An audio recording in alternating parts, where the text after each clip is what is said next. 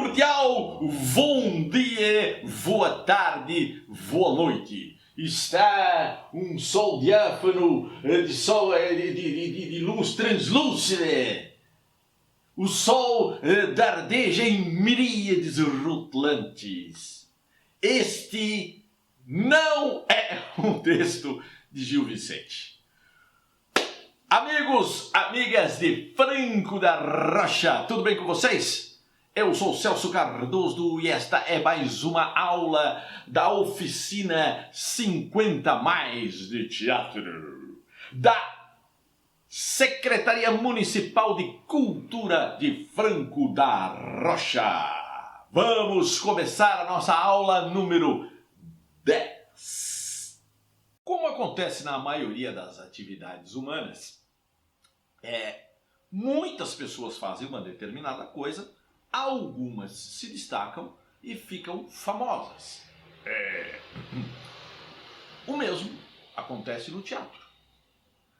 Claro, gente, que Gil Vicente não foi o único dramaturgo português da sua época. Claro que não. Mas ele se destacou. E é por isso que a gente fala muito de Gil Vicente, porque não dá pra gente fazer uma história do teatro em Portugal da época de 1400, 1500. Ora, pois. Então a gente vai falar o quê? Vai fazer o quê? Vai pegar alguém exemplar. E claro, com muito merecimento, este exemplo é Gil Vicente, que escreve numa língua muito, mais ou menos, um pouco parecida com a nossa. Gente, a importância que Gil Vicente tem e que os portugueses dão para Gil Vicente é tão grande, mas é tão grande que eles fundaram até um time de futebol profissional chamado Gil Vicente, na cidade de Barcelos. Seria uma pronúncia mais correta, seria Varcelos, que é uma das cidades que pode ter sido a cidade onde nasceu o Gil Vicente. E por que esse time se chama Gil Vicente? Lá em 1924, bem lá no começo do século passado, a molecada, jovens, se reuniram para montar um clube de futebol. E onde é que eles se reuniam? Eles se reuniam na Praça do Teatro. Na Praça do Teatro. Nessa praça tem um teatro chamado Teatro Gil Vicente.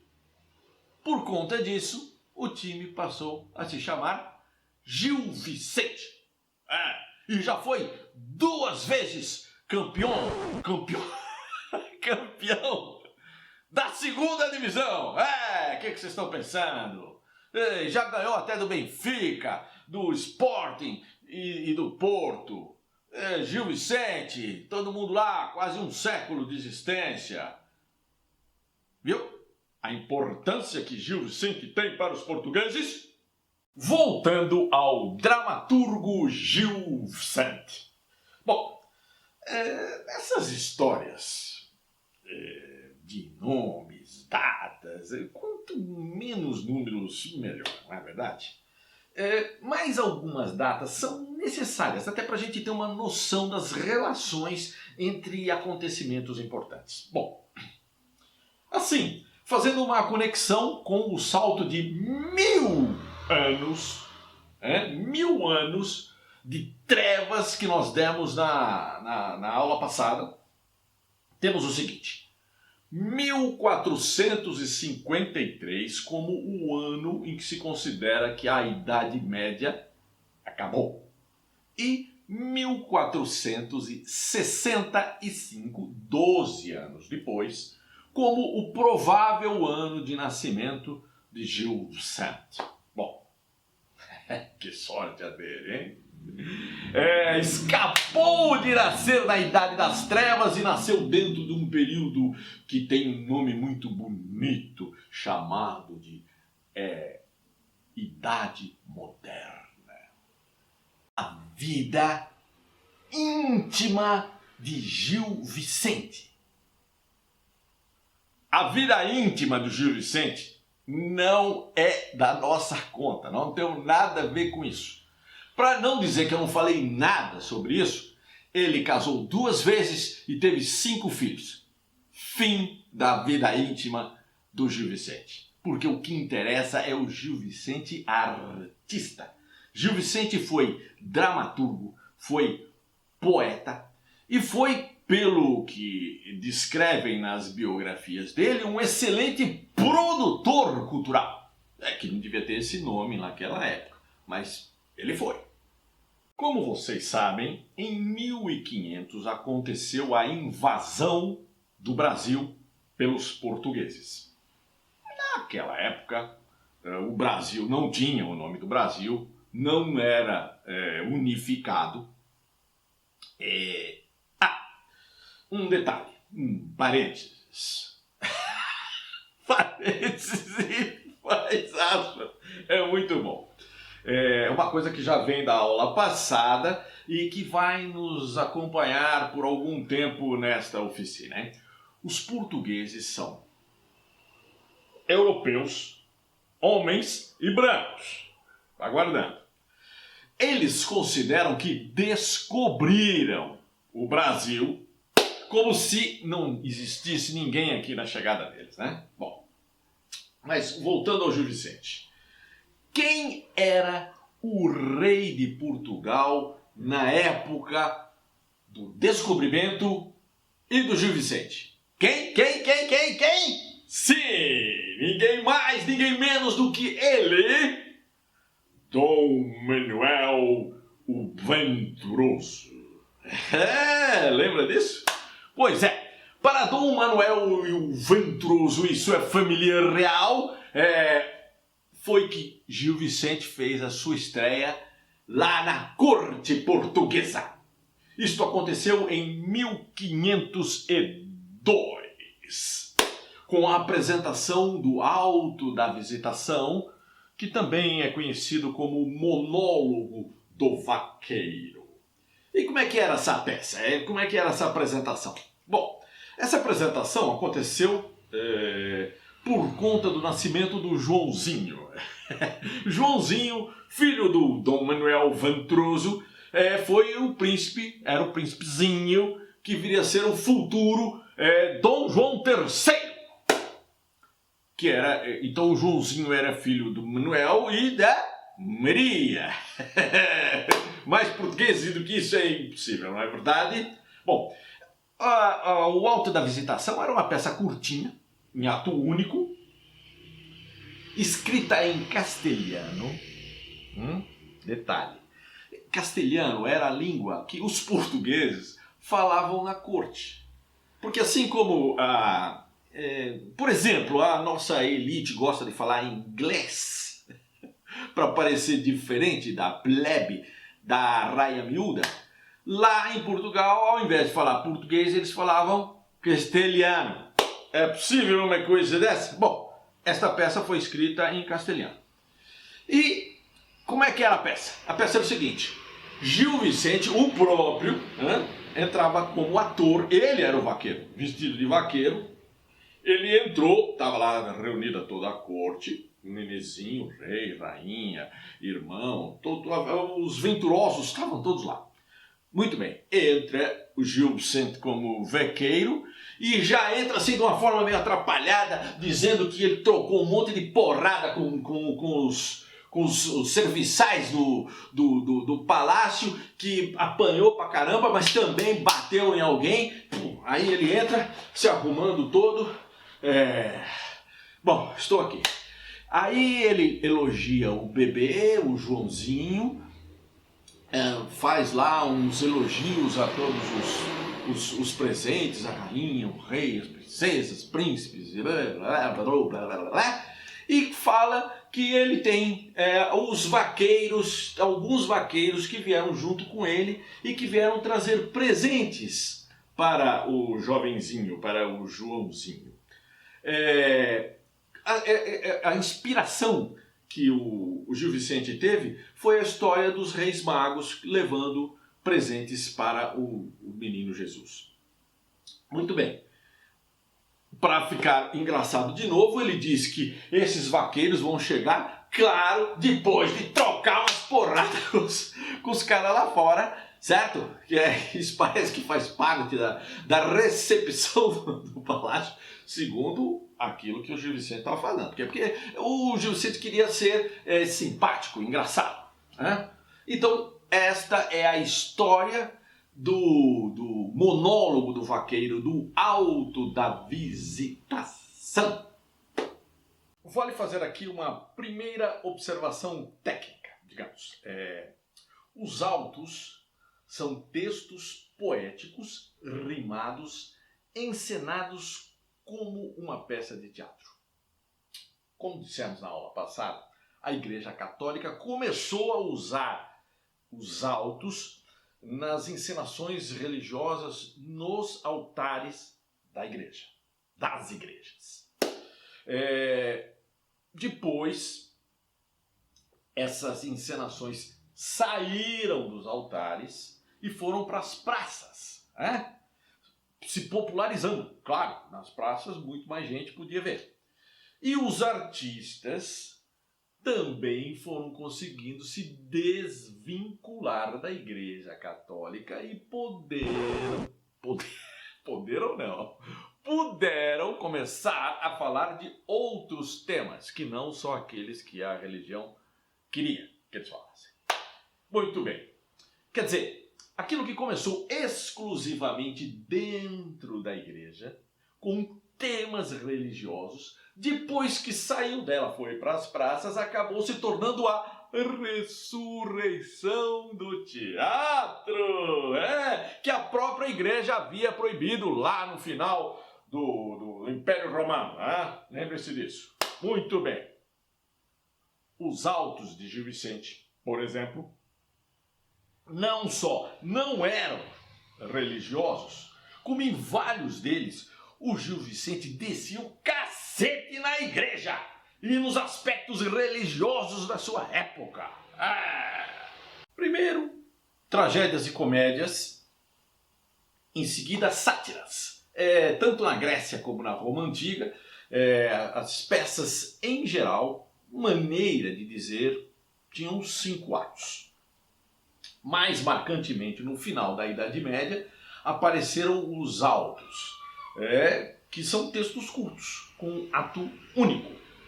Se os autos são rimados e poéticos, a sua versão não rimada, não poética, se chama farsa. Também num ato só.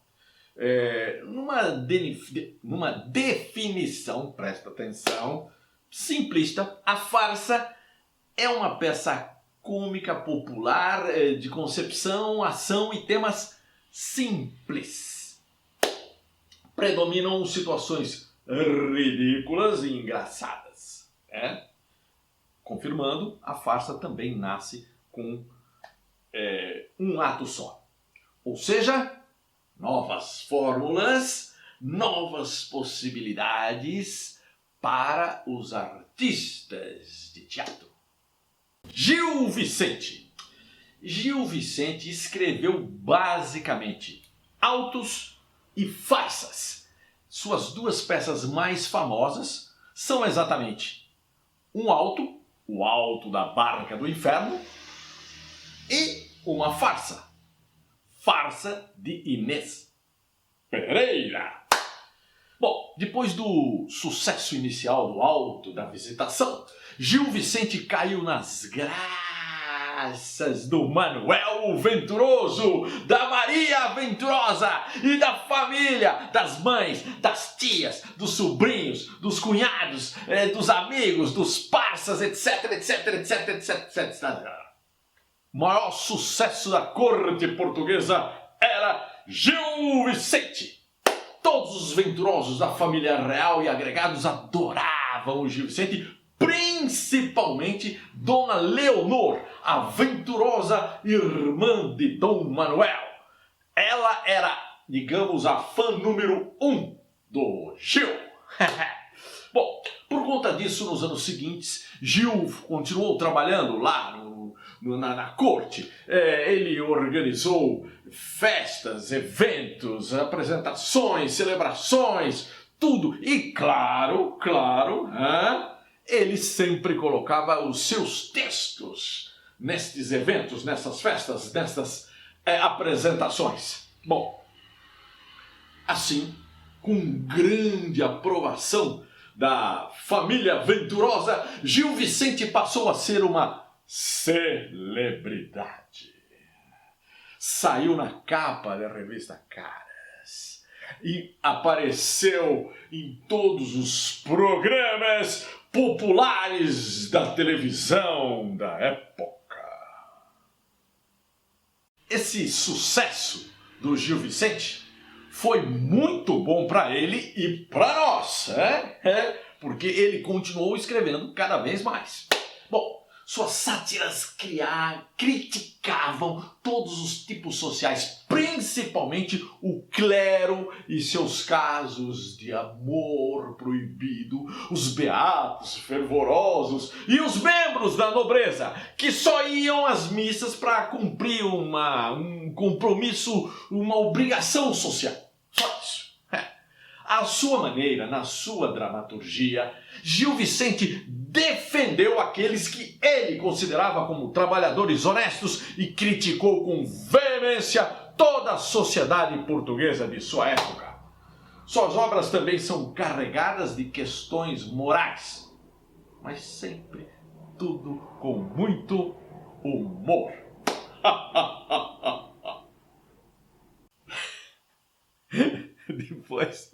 Depois dessa risada genial, vamos para uma segunda observação técnica. Bom, o teatro clássico, lá das tragédias gregas, as consideradas peças bem escritas, tinha o que Aristóteles, o grande pensador grego, chamou de lei das três unidades. Unidade de ação. A peça deve ter uma ação, só uma ação principal, só uma célula dramática. Unidade de tempo. A representação deve ter a duração de apenas um dia ou só um pouquinho mais que isso. Unidade de lugar. A ação deve se concentrar num único lugar ou em poucos lugares. Gil Vicente não respeitou nada disso.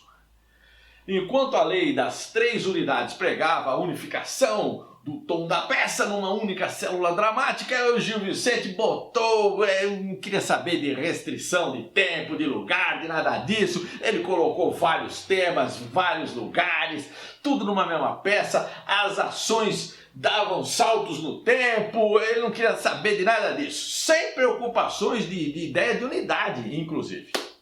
Livre de convenções e regras, Gil Vicente utilizava cenários simples, combinava elementos sérios e cômicos e se permitia até misturar poesia com palavrões.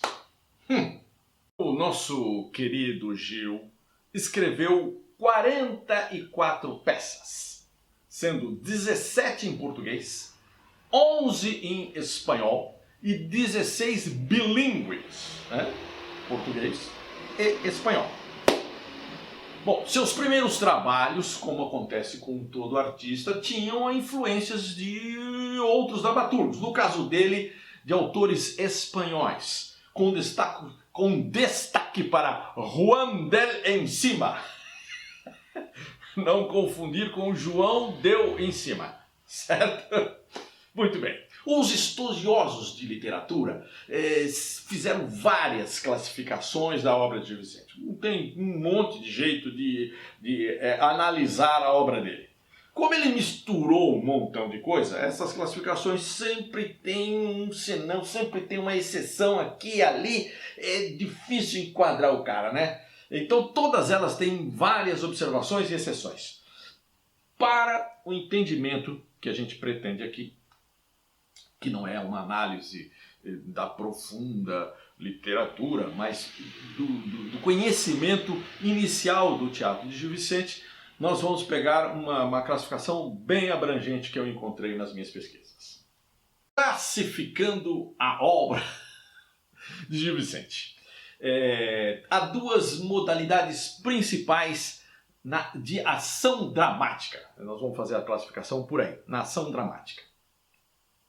Primeira é as peças de ação fragmentada. Nelas não há praticamente um enredo, não há uma ação contínua, com começo, meio e fim. As cenas são mais ou menos independentes, podem ser representadas em qualquer ordem, como em sketches de um show de variedades ou num espetáculo de circo.